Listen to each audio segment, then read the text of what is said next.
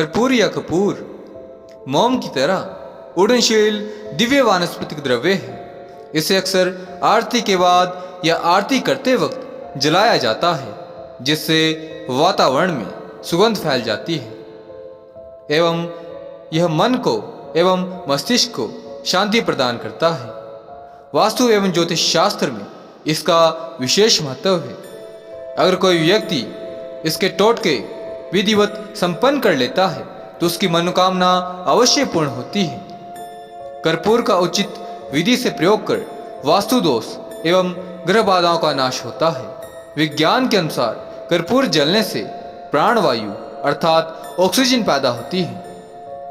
पुण्यों की चाहत रखने वाले व्यक्ति देवी देवताओं के समक्ष कर्पूर जलाने से अक्षय पुण्य की प्राप्ति कर सकते हैं।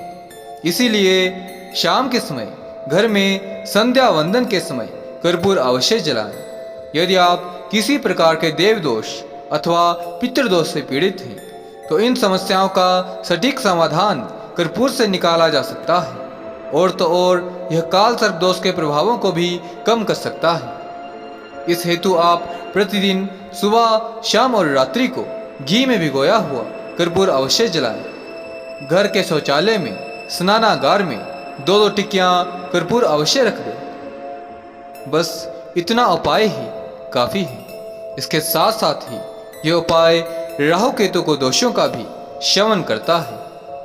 जिन भी लोगों को आकस्मिक दुर्घटना का भय बना रहता हो अथवा कुंडली में ऐसी परिस्थितियां बन रही हों जो कि भविष्य में किसी दुर्घटना का संकेत दे रही हो, आप मात्र यह छोटा सा सटीक उपाय अवश्य करें। इसमें रात्रि को हनुमान चालीसा का पाठ करने के बाद कर्पूर को घी में भिगोकर अवश्य जलाएं। हालांकि जिस घर में सुबह शाम कर्पूर जलता रहता है वहां किसी भी प्रकार की कोई दुर्घटना नहीं होती है। यदि आप रात्रि को सोने से पूर्व कर्पूर जलाकर सोएं तो यह आपके स्वास्थ्य एवं भविष्य को उज्जवल बना देता है। यदि दुःस्वप्न बार बार परेशान करते रहते हों तो घी में भिगे कर्पूर को जलाकर उसकी खुशबू संपूर्ण घर में फैलाएं। दुःस्वप्न नहीं आएंगे, परंतु यह प्रयोग आप सप्ताह में एक बार अवश्य करें। घर में गृह क्लेश भी नहीं रहेगा।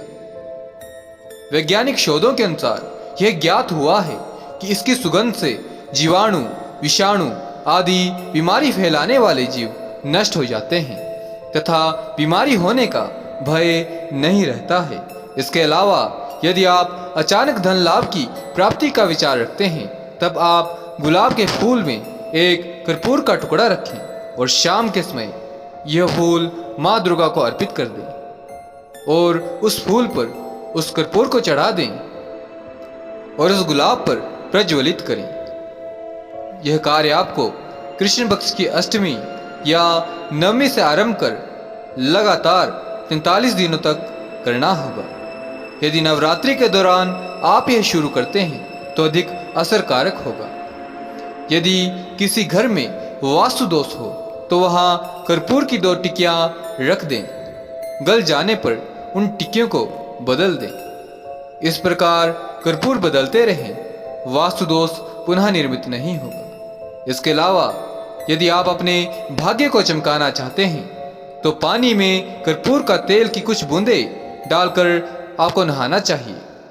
यह आपको तरोताजा तो रखेगा ही, इसके साथ ही आपके भाग्य को भी चमकाएगा। यदि इसमें कुछ बूंदें चमेली के तेल की भी डाल दी जाए तो यह राहु केतु शनि के दोष का भी शमन कर देगी। यदि बार बार छोटी छोटी बातों को लेकर पति पत्नी में तनाव हो जाता हो तो रात को सोते समय पत्नी अपने पति के तकिया में सिंदूर की एक पुड़िया और पति अपनी पत्नी के तकिए में कर्पूर की 2 टिक्कियां रख दें। प्रातः होते ही सिंदूर की पुड़िया घर से बाहर कहीं जला दे तथा कर्पूर निकालकर शयन कक्ष में जला दें।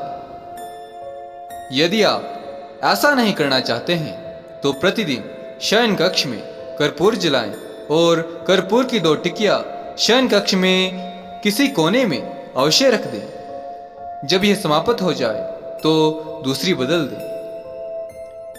यदि आप धनवान होने का स्वप्न देखते हैं तो रात्रि के समय रसोई समेटने के बाद चांदी की कटोरी में कर्पूर एवं लौंग जला दिया करें।